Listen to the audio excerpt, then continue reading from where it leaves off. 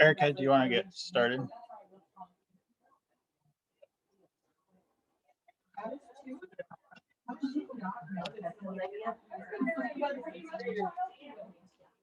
Okay, thank you everybody for coming.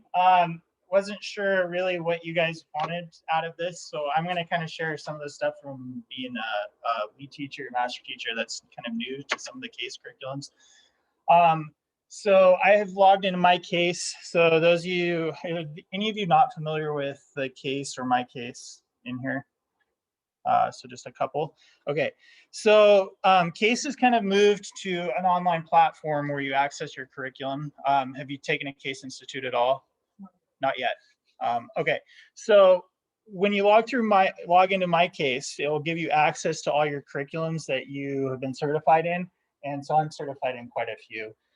So I'm going to go into ESI because ESI is the one that I'll be teaching here shortly.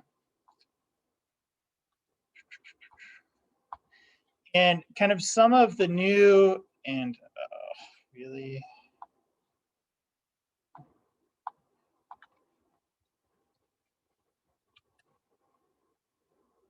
And I know ESI is brand new, so I've had access to the new curriculum for a little less than a week now, and I'm teaching it here in a week. So I know it's brand new in terms of what is available and for the curriculum and things. And some of the biggest changes which have taken place in some of the other case curriculums recently, but is the single point rubric. And I'll pull that up. And so cases moved to kind of single point rubrics in almost all the case curriculums now. And then more of it's kind of moving towards that standard base. So are they meeting standard, or where can they improve so they can meet standard? So you'll start seeing this rewritten into all the case institutes and all the case curriculums. And with the case curriculum being on an online platform now they're able to make changes a lot more quickly and not have to wait for that rotation to make minor changes. So yeah, yep. And so like dead links, software being changed. I know with environmental science,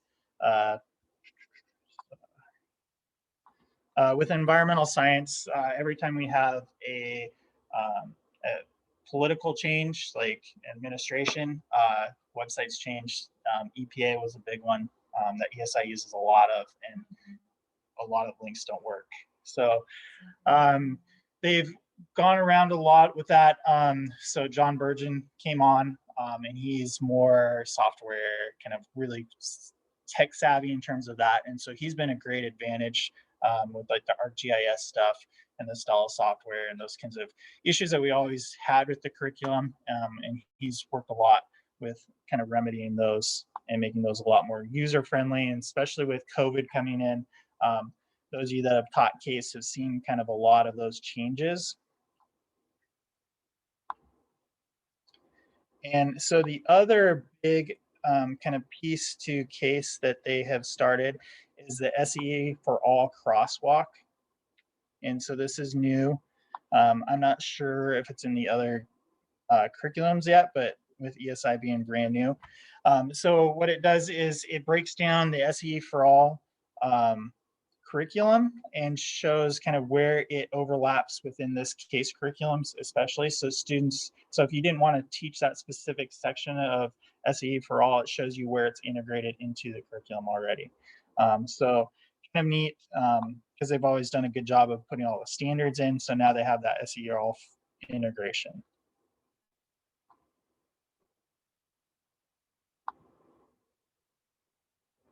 And then, so the last kind of couple things that I wanted to kind of touch on, and then we'll open up for questions, and Erica is going to share some stuff, is so kind of new things coming out of CASE. So because of COVID, when you log into my case, and a lot of these came out right when COVID kind of started hitting, are the virtual modifications. So this came about from teachers all over the country that teach CASE, and they're able to kind of, this is how I was able to modify this to make this work. And then also CASE flipped all their video playlists for almost all their curriculums now.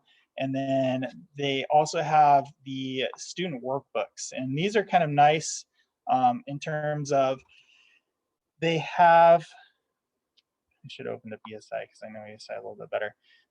So they have it broken up by units, but you won't see all the directions to the APPs. It's just the worksheets that they would fill out or the tables they would fill out.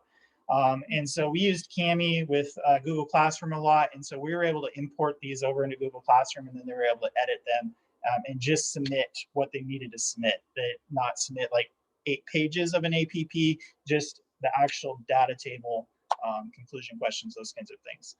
So that made it real nice. So you'll notice like, I know ESI, so the student workbook is like a little over 100 pages total, and the whole curriculum, if you were to print it out, is like 250 pages.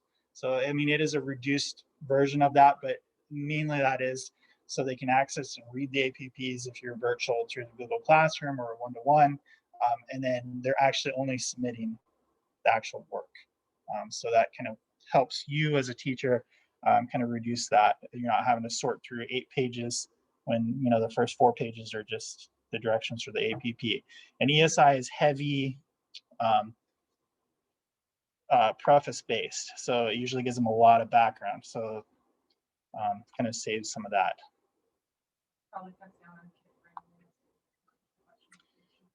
It does, because usually they'll only have 1 or 2 pages for each APP.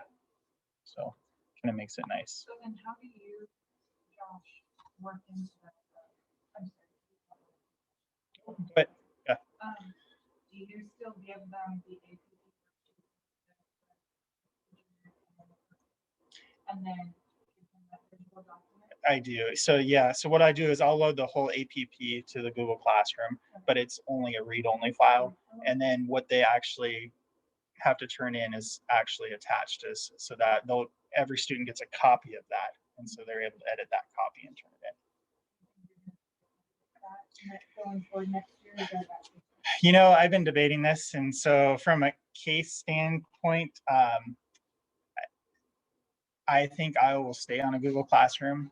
There are some things that I will use. I'm teaching food science, and because that's an every other year for me.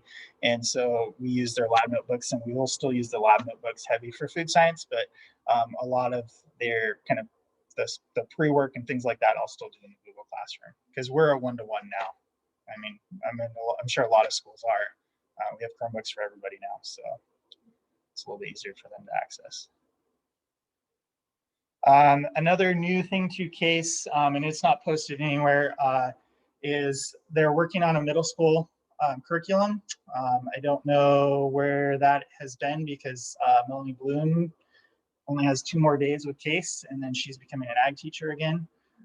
So she was heavy working with that. I know Randy worked with writing some of the lessons for them for the middle school curriculum, but it was very exploratory based. It wasn't really heavy science. I mean, a lot of the nuts and bolts of FFA, kind of getting them exposed to those kinds of things. Yeah, I mean, kind of that Unit 2 and AFNR kind of, but everything else, yeah. And then in August, early August, and then October, there's a group of us that are going to Minnesota to work on what's called TAA, so Technical Applications in Ag. So it's a capstone for the Ag Engineering course.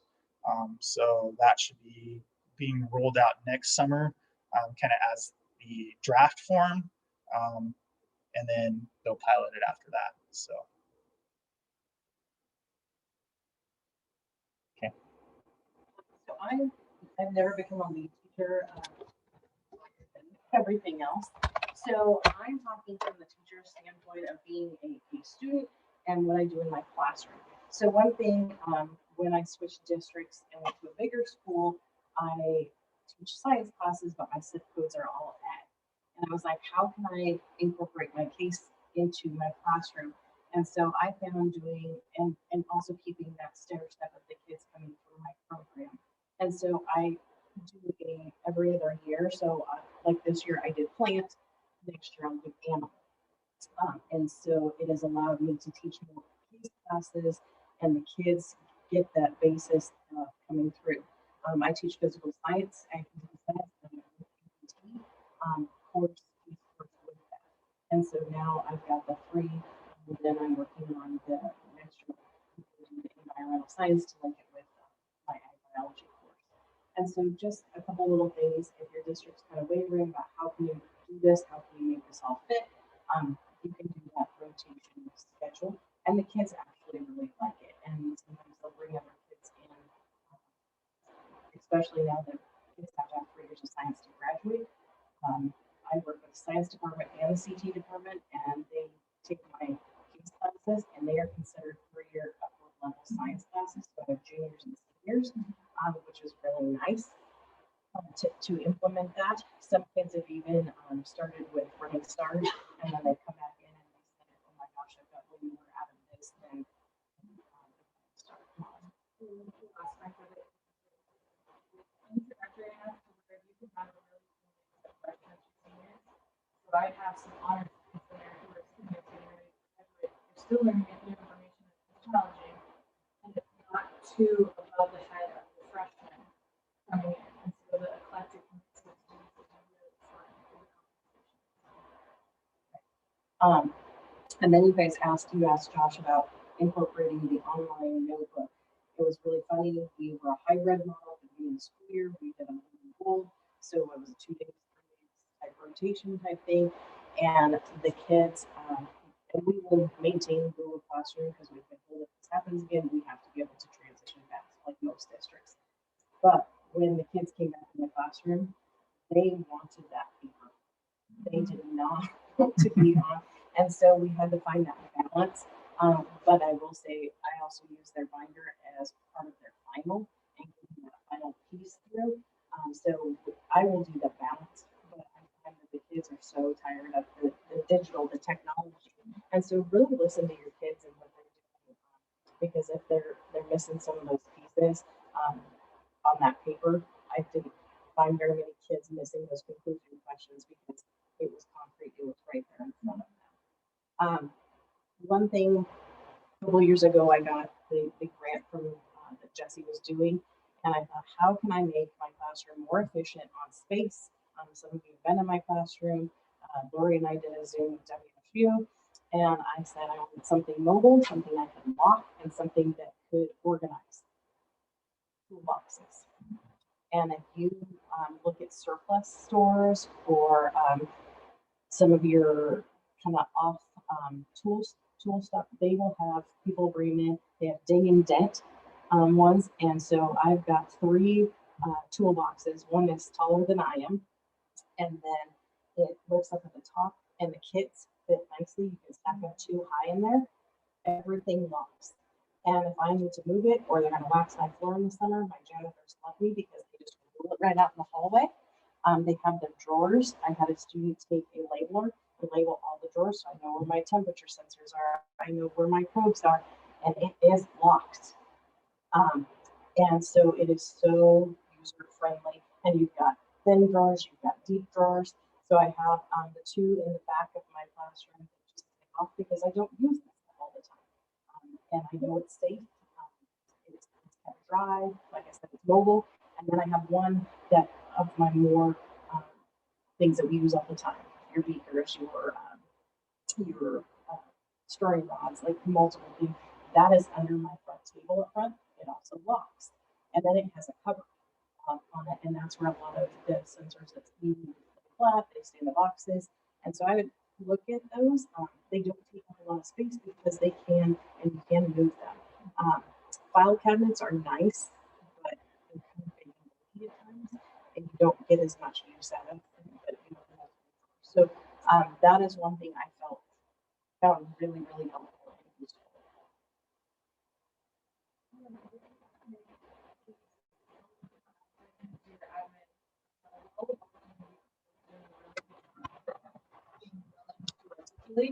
With this, so I'm going through them. My kids get 5 credits science with the lab class, and it doesn't count as like the college and the classroom stuff that the kids have to pay for through physics and English. So it's free, and they love hearing that word. They're even they're open to doing the ENR class, but we just need to add a little section on plant cell anatomy and the anatomy of a plant. And they said, if you add that, we love it, we'll take it.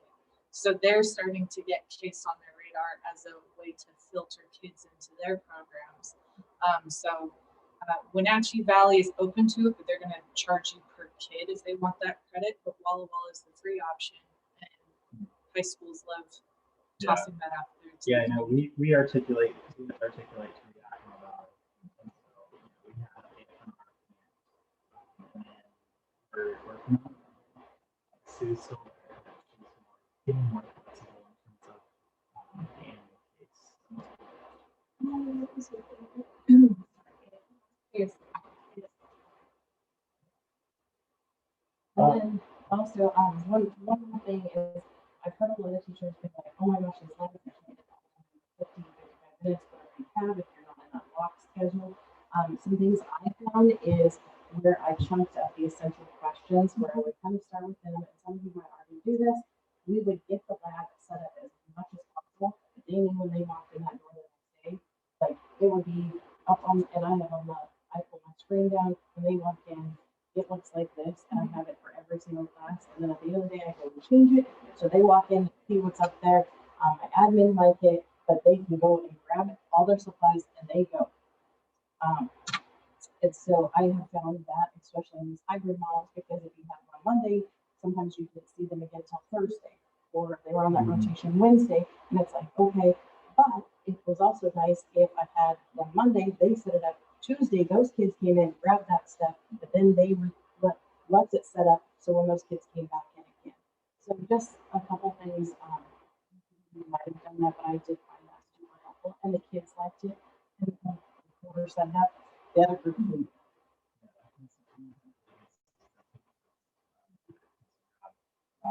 And usually, I mean, we have good TAs and things like that, like students and students that we have usually prep because it's really easy for me to describe a lot. So that's what we're finding. Because usually on 54-minute periods on a normal schedule, this year we went from 90-minute blocks, which is really nice, to 38-minute periods. And so it was all over the place this year. So it made boxes, and so that's one thing I think that's really successful. Finish a lab in time. One thing I did to limit all the questions of what am I supposed to do next is I would take a day and we went through the entire lab process. And I go, okay, when you come in, we're not reading the policy and procedure again. You are coming back and doing this. And I mean, I had a kid with visual impairment. She was blind, and so I had a little docu camera, and she had a gigantic screen, and she still got to participate in the dissections and do water quality labs and everything. And never think that you have to adhere strictly to. Be open to the option of, I don't have a soil pit. What are they going to do? Crap. Or I don't have a hill is my biggest thing. So we went to the ramp at the stage and think outside the box with some problems. Yeah. And for us, like, so we're a school where we offer all basically every case course at biotech. And so I have independent studies. So I did ADF for the first year. I had a kid that was actually up at Birch Bay. That's where his family moved this year, and he did ADF online. but don't be worried. Like we run animal and food science officer here. So it's you're able to kind of build in all those different pathways. And make it work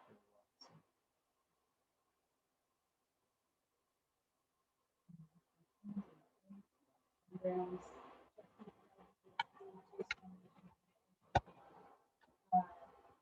Got approved for it.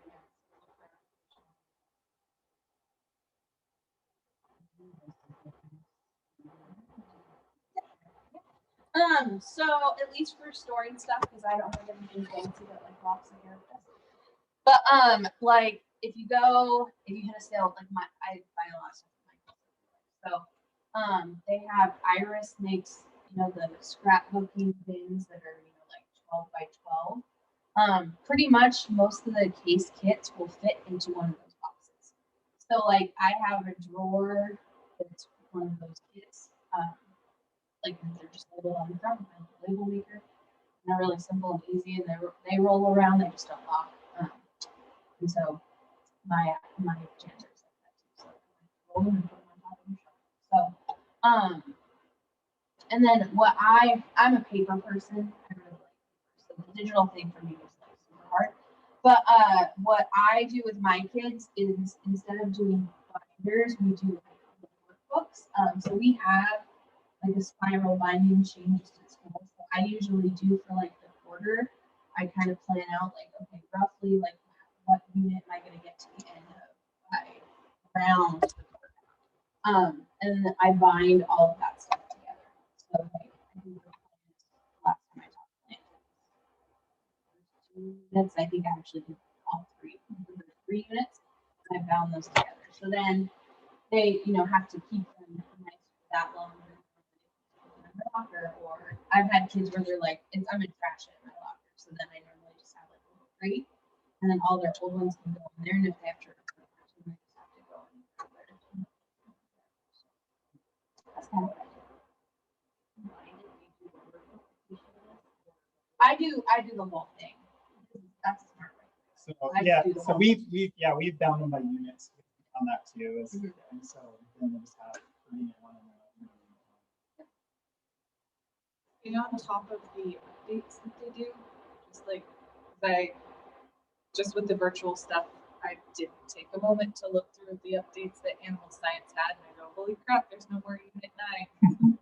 They moved it around, or they added vocabulary. So I do all my vocab on Quizlet. I take a moment to upload that, and I sync it in with that. But take a moment at the beginning of every year to look at the updates to see where vocabulary words were changed or taken out. And that's one thing that's nice now that they moved to the online platform, because it is updated more frequently. If there's a place there, if you find a mistake or something, you can send a message.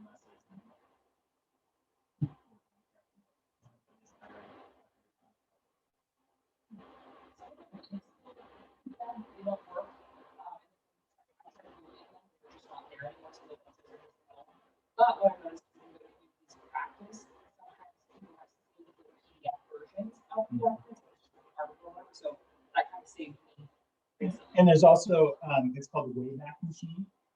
So if you Google Wayback Machine, you can type in the URL and go back to the date when the curriculum was published. And usually we'll pull up the website. Yeah. You might have to get your IT department to unlock it, but yeah, it's really well the case. Wayback Machine.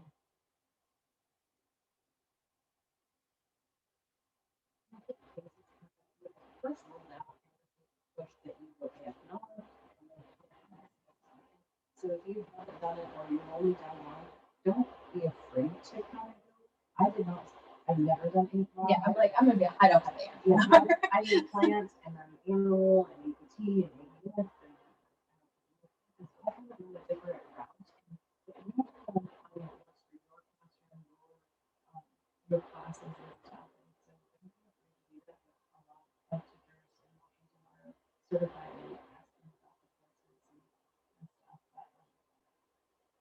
But I think it's been cool from when I started on NWE 20 years ago, and to see kids come in and the progression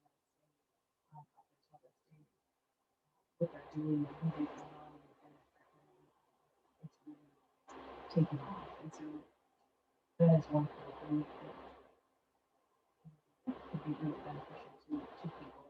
My colleagues said, don't be afraid to stick in it. And we got to do plant science this year, and they wanted us to do the leaf collection. And I'm looking at the like, our leaves are not going to look real nice. And so, pushing the kids to go door with me and find those leaves and just kind of do that choice for it.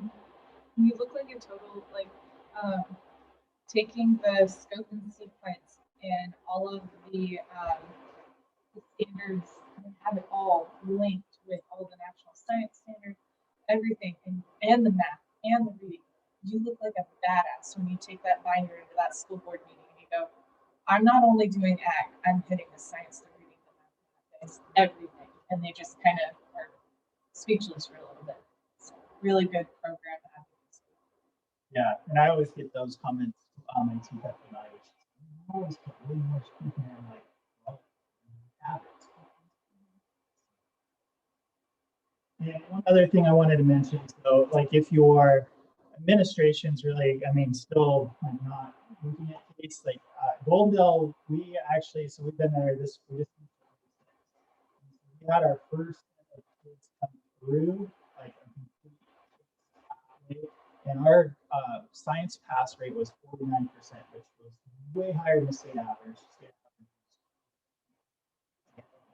And we were first in our league because they always compare everything to our sports leagues. We were first in our league by a lot. So that really helped us. I mean, every school takes AFMRs their freshman science class. From there, they can take national credit. And we've gotten to the point where I'm getting more kids taking science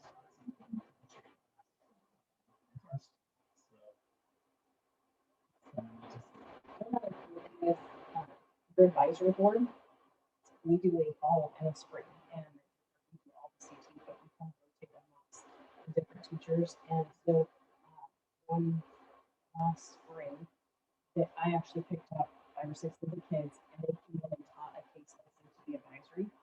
And so I had the advisory from business, I had the industrial arts, I had the ag people, I had all these different people, and they taught them.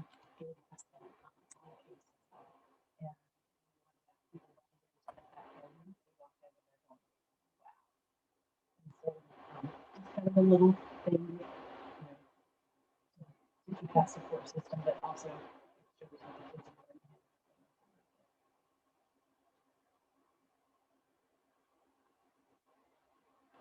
Any other questions? Seven.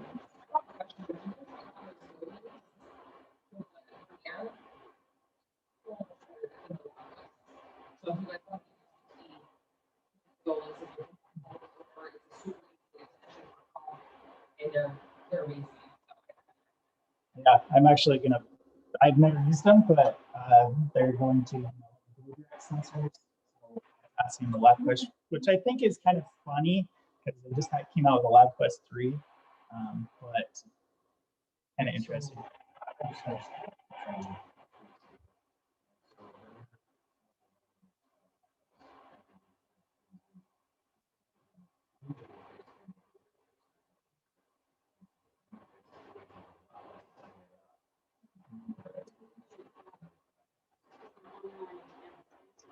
And so the Go link, I have one.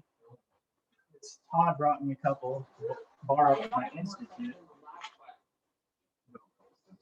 And so the Go links will turn your traditional sensors so you can plug them into the Chromebooks. And use the Chromebook as an interface. So your sensor is going to plug into your Go link, and then you can plug it into your Chromebook and use it on there. So you're not having to use LabQuest anymore. Do you buy like a license right for however many sensors you need? For the Go Direct for sensor or the Go Link? No, so, The interface, the program is just on Google. So it's just extension, you don't have to keep yeah, there. I mean, it's like buying another sensor. essentially. But then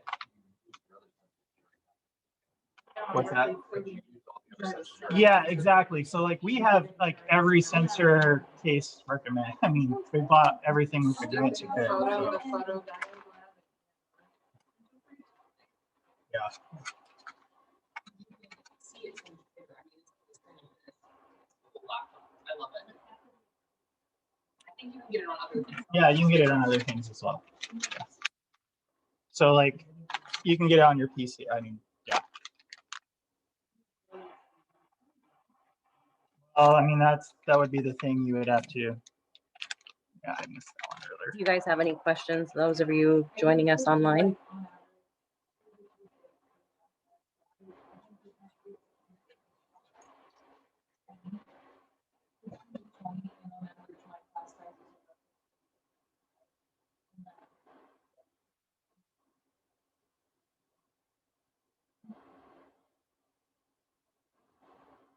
Apply for those grants, because that, like, it's the case grant. It's not just for all your classes, it's $25,000 to $30,000 per class. Like, I got, it's the Washington Foundation. It's the FFA Foundation.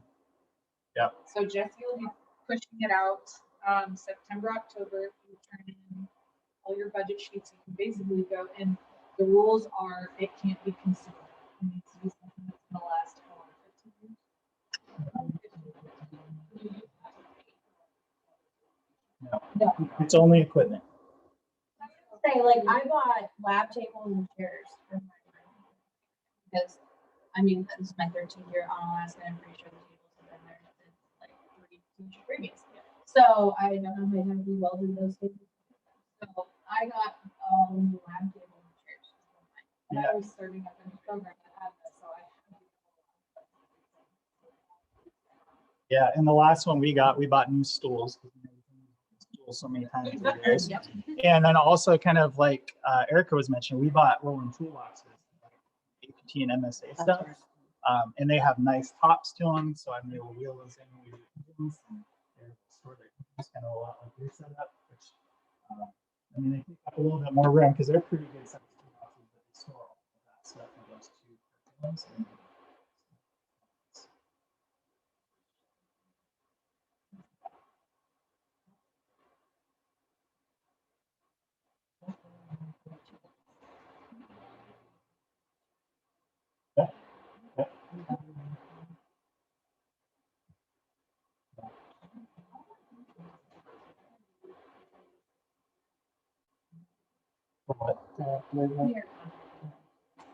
So it'll be, so we went from group spaces and then we're moving into member planet because group spaces went away. So member planet's what our platform. So you should have got an email to put your information in there and then eventually figure out similar. No, probably not till after conference, I'm sure. Yeah. Links on the website.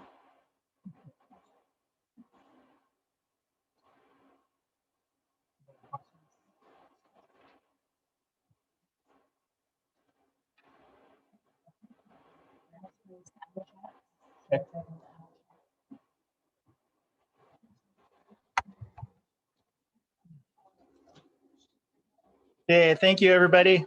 Thank you. Josh, later on, I think we're gonna have you on and